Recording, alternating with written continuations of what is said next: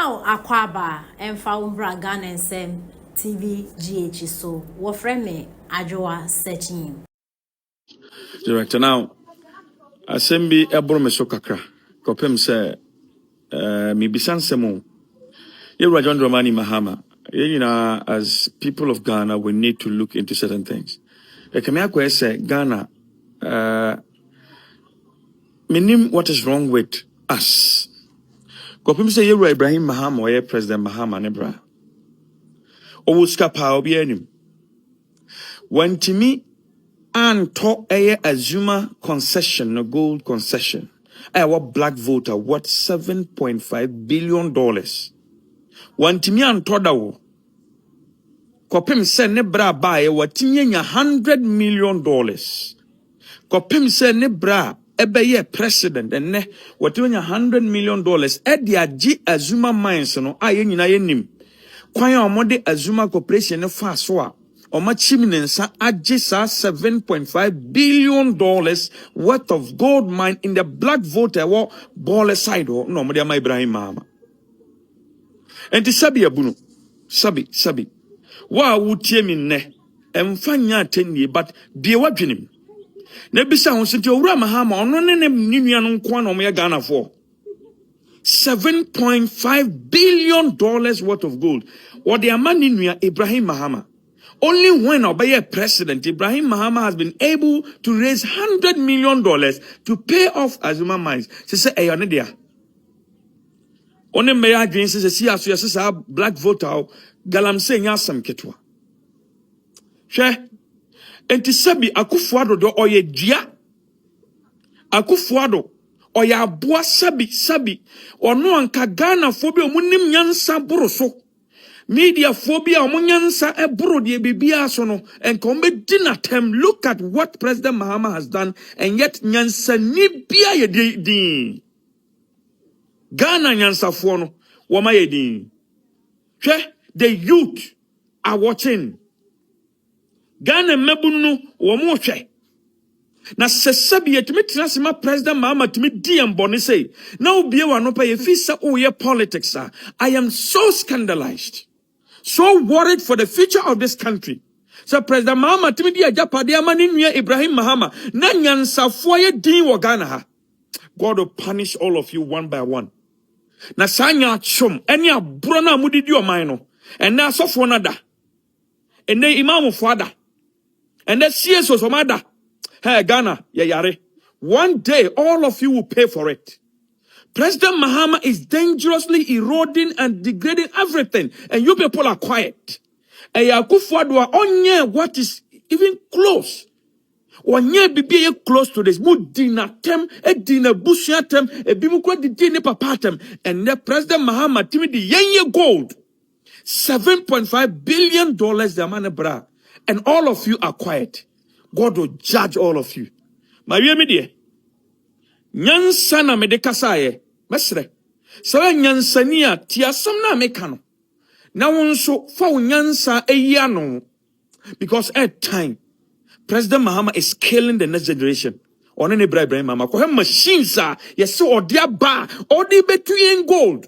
Na onene busia ne bole for my ye na wotia. Ya de obi anim de MPP ba ye be ye. Eno nene aboa nipa dodo no ehun sesan ya ba ye no ensunsuanso ya de eba. Sometimes no it said that means will be true. Hunu mu ye, you gine chiri ne hunu ye. Na se wonya hu se e bia dibu ha se na we ye no. Na ebeboa sene die we abaye no ni nyina no so akonya foforo ba etimi boa. E ma fo Kronfo timi esesa wo mo. Enema bebre almost everything on kan bia no mind opposite. Na me interview am radio station bi no mo busame sa flight ho sense me na me ka senti yetimitna ha ma ye kan sama se na do danko ku for se bi ku dware aeroplane na me busam senti se bia president otisu tu kwan e de no ye aeroplane ye nyina ma ye nkase yesi akodwonso ye nyina se si ye ko baabi ko ye bibi de tie no asa ne tie But you can't yam, cry, you know, some Kronfo to a basse, Sebo Mampeni, or Bowman cat. You buy a looping be any house, there be a penny food to Quacoba. And what you're looking Galam say, ya, no more can say MPP and Timamway Homodi, and a few crana, I just a mukra, Nina or Manfo in any tria. And Yamaba Qua down swan, your cassie cannot say, Saint Chimakra Babeti. The difference in high school by half your norm see doable.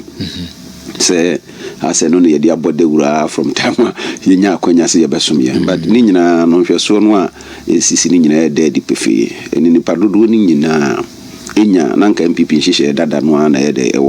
Maybe I'm who says schools and so who has and 12 so Mamma Quay. And Tiadibi Ho, which Rinas a Wunimua, Ubana fees at the end ya. Said woman penny that I could from the castle, naming sanity, no castle one my patch on Timmy. Mobile in a double track at the end, you be any idea. Nina and Uncle Siaga, man to say so most about 90 schools, almost say Nina or Muchum. But countless times my catcher must say the pillar for the free senior high school. One of the innovative means a man free senior high school in the general also the double track. Because that time not done a CC honor. Say Koba say Nkwala no yam fa wo se dia dan no tetia ka se de netia dada no ananka beye ko bi entimi nya bi mroso e free dia but number of enrollment and as enrollment ndodo no e be fa no ananka beye dey ka beko but ye fe nyansa kwa ka se de bi se ye be ma adan no e wo ho no nko na afani pa ka dada no 800,000 ye beto so that time na almost accumulatively afa no ke no na be wo ho ye di double track no be any man ni pa no bufa so at the second academic year ni timi pejemu Nina no nhyehyɛ pa na countless times masaka bi say last time na me boa man say na philosophy no mampani dada akofo de ba with regard to free senior high school na mai no kra no se ne be yanke bitimi enya model schools obi enya school papa anko ope ena na free ni honti na Kronfo bi ha ye pese baby schools ni bi o mo akachi se ne be ya o bitima kode but ubia pese ne ba enko school a FM ubia pese ne banko school a mbeka sa agitin mo eni na nanke ye pese schools existing schools no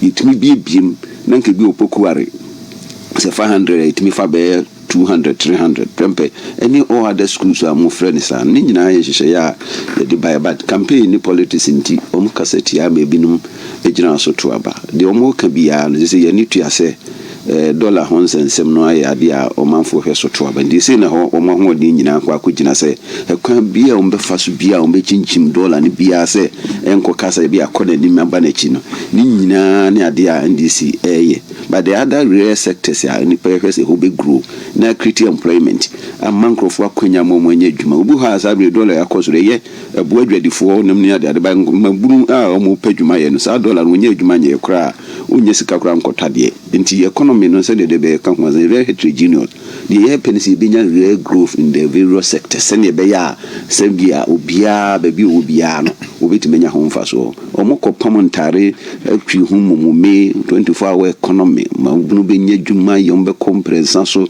adwuma ba ko nipa miensa be ya sa nkase si emfa ne si ato aba na wi na Dr. Mahmoud Baomi akọ the northern region so no mo kwa kasa people not listening to him untimi nkase of akobna Japan aba Ashanti region and as we call the Akane areas no mo kasa people not listening to him and I branch champa ko eastern region na onya influence oh and akede Japan aba Ashanti and central region na onya influence oh obia woni zone na okogina wo sisi ya utim say how for eden eti no enti ye senkaya ensem kaya wo kaya o se ugu nipa nanimu ase ma nipa wene no enye nipa na ugu nanimu ase o party na ugu no unim and this for ya ade bi na say most of us no ya drink also me right up na museum ka tell mo hwe the NDC for years and nobody else ya cheche ma untumi obeti else ya cho say sibe and nobody else ya chi we ade beto say ya chi we why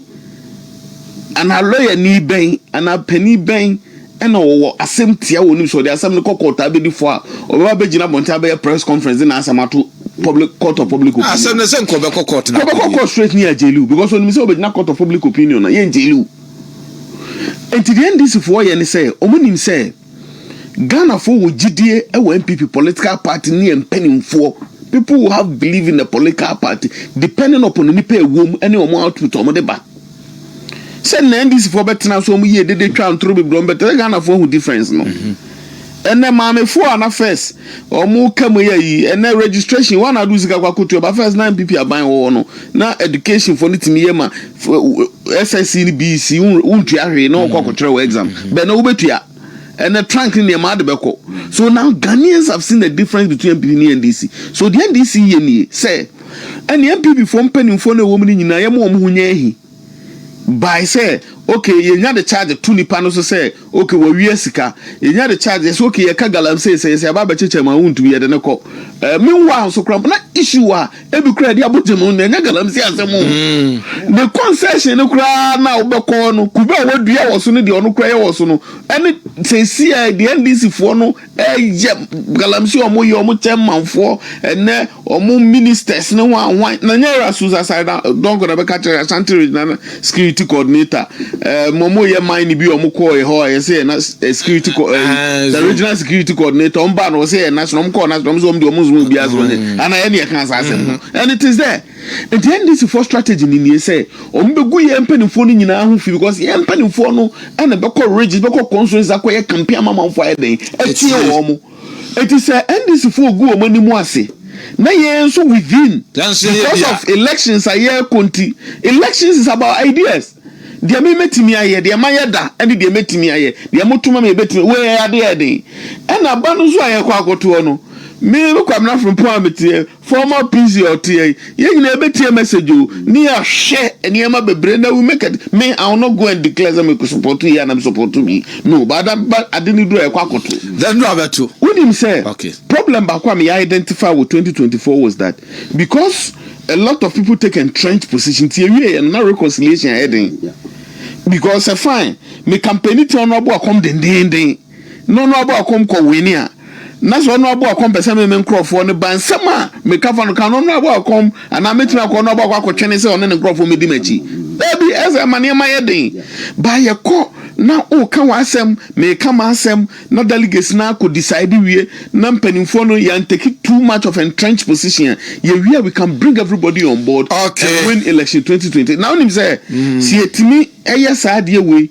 na ye ma ye hwe kasa ye how ye kasa because unim say obi de boneche na oba bonten with action so obey adwuma ma party no ene say o say me di ache are two different things. Ubetinya di nipa na tema kansem ni nyina ba ye 2 years old me di ache ba so obeba bonte yi ni yema ba ye adwuma no different thing. It yesre moma yanka enema e candidates betimi aye ene de wa ye ne nyina so nto aba no nguye enimu ase ne yesa de a ebebo am yes me win elections ne dey. Thank you na Kwabena Frimpong no director enti wa come from the national level. Alright foko the entire me bisa sa question we ni say ebinum sha ase de ato NPP fotiri mu say aba no enya de ne enwemu beba enti ye chese ye prepare manfo adwen said ye be ya aba ni wie a entokwa beba me hu ni say ebinum wo ho a enya adwemu fine because some set confusion within the party now was a party for no many a day eda ho na me muso asembio o ko election nipa 300,000 say so na 200,000 say 300,000 e koto usuro say nwemu beba na the 18 million beto no na be yode you get it me the we've learned our lessons last election we be any baby na mijina this time we be any baby mijina mabenya nyansasua bi wo mu say relationship ehun hia chain moment relationships ehun hia because the last election me Mr. Edu say how we constituency Kennedy Japan adam for pa we nearly fall out after